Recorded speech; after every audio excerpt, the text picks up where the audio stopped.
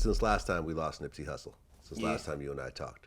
And I guess Nipsey was one of the first people you spoke to after your own shooting. Right. Did you know him from beforehand? Yeah, I had met Nipsey a couple times. Like I ain't gonna act like we were just tight, but we fuck with each other when we fuck with each other. You get what I'm saying? And like I remember one day we was at the studio. I had actually did a song for him. I had did a hook for him. We was in that motherfucker vibing. We was just in there, really just supposed to be chilling. I mean, just supposed to be recording, but we just end up chilling, just talk about just like a lot of shit. He was just giving me game on just certain shit, telling me like shit that he been through, like a lot of shit that was going on behind closed doors that never hit the surface. You know what I'm saying? And he was just like telling me like a lot of shit. Like we always kept in touch. Like we come to that, so I'm like, hey, even if I'm not there, like if you need something, just let me know. I'll get whatever you need for you. You know what I'm saying? Or when I came to LA, I would hit him like, you around? Let me pull up on you. I fuck with you. You know what I'm saying? All that type of shit. But when I had got shot, he was one of the first to reach out to me like, homie, you know, you gotta, like, Gotti was one of the first one. He called me. It's a lot of motherfuckers that who else? I can't just name a lot. Who else? You was there? Who was all I talking to on the phone? Kevin Gates, Gotti, Nipsey. Forgive me if I forgot y'all name, but it was like they was reaching out to him like, you just gotta move a certain way. You ain't the same nigga no more. Okay, so can you tell me the conversation between you and Nipsey after the shooting? Yeah, he was just like, hey man, just going back to the shit that we was like talking about, you know what I'm saying, the studio that night. Like, you know what I'm saying? Like we all go through that same shit, like in your city, like the self-hate. You just gotta move it like another type of way, you know what I'm saying? Like basically What do you mean by self-hate? it's like the city, like your city gonna hate you harder than any other city. Yeah. You know what I'm saying? Like you can be from another city and they gonna love the shit out you. Your city is the one that seen you from right here and they hate on you. You know what I'm saying? Yeah, they hate you the most. Boosie called it hypnotized with hatred. Yeah, it's That's how Boosie, like they Boosie can't called like it.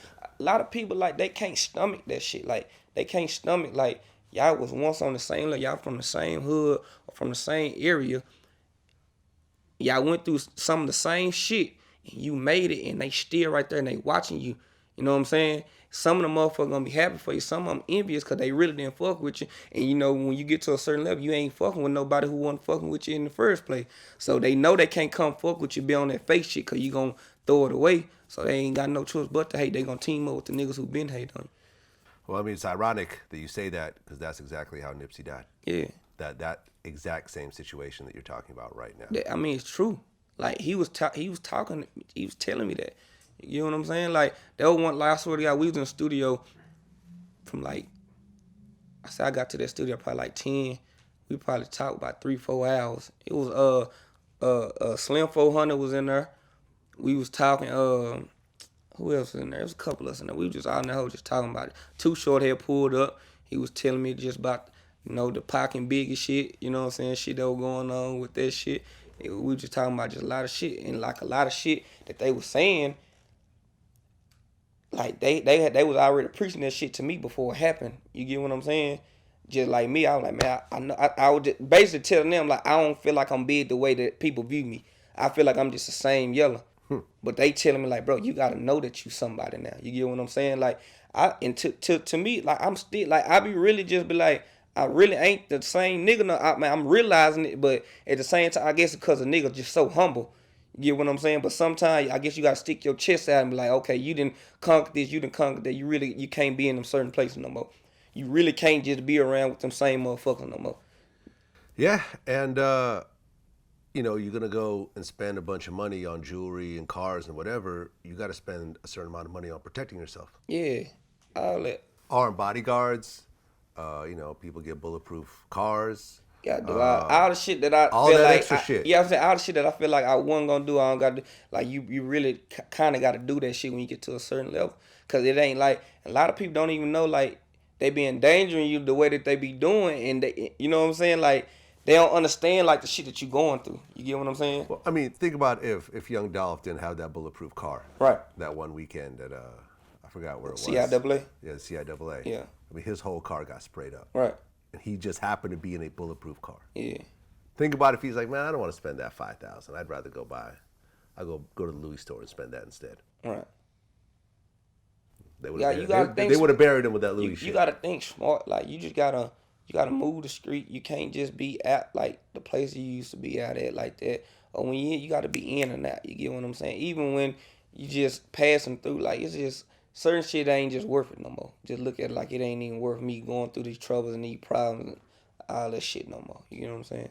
I mean, when you heard about the Nipsey situation, did you think about that conversation that he had with you? Yeah, I was on my way here. To LA? I was on my way here. And I had the city that I was in had a small airport, so you can't fly directly here. So I had to have a layover and then come here. So on the layover, and called me, they were like, hey bro, you just heard what happened? I was like, what? Like, bro, they just said nigga just hit up Nipsey. I was like, nah. So I made the phone call out here. And nigga was like, man, yeah, whoop this. He was like, I don't even think Cuz made it. Before they had announced it, like I was already knowing, they were like, nah, I don't think Cuz had made it. So I was like kind of fucked up. I was like, man, keep me on, like let me know what's going on. So when I got on my plane, I landed again, it was all over. Just like I just kind of like my head just dropped, like heart just dropping there. I was like, that's crazy. Well, yeah. I mean, the stories now starting to come out. Right. There was the girl, the getaway driver, had testified, and you're starting to piece together from the transcripts of what's happening, and it seemed like the whole thing stemmed from Nipsey calling Eric Holder a snitch. Snitch, yeah.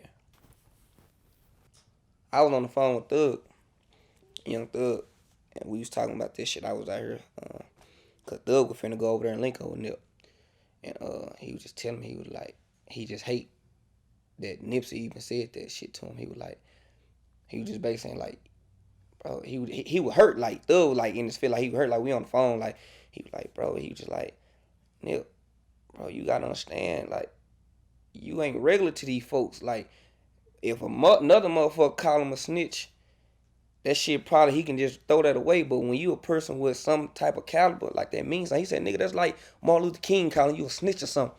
He like, nigga, you somebody. Like you actually, like, nigga, if a nigga like me call you something like that, that's a jacket that's gonna be on your back forever. People gonna look at you like that for real. He was like, even if it is true, he just wish he just never just said. Like it was some shit where he could have been like, bro, just moving around. But ain't no telling what past history and everything that was going on between them. Well, I mean, Eric Holder was a rolling 60s. Yeah. He had it tatted all over his body. Yeah. They knew each other. Yeah. This wasn't like a total stranger that just walked up. Yeah. And having someone of Nipsey's status calling him that. And when he said that shit, it done, I was like, that shit true. Cause if a nigga, somebody you look up to or say something to you, like you will feel bad about yourself. Like that shit'll really hurt you. That'll affect you. Even though people probably be like, you don't supposed to give a fuck what people say. Like if a nigga that you looked up to or a person like on a certain caliber, like try to talk bad or talk down on you, it'll make you feel a certain way for real.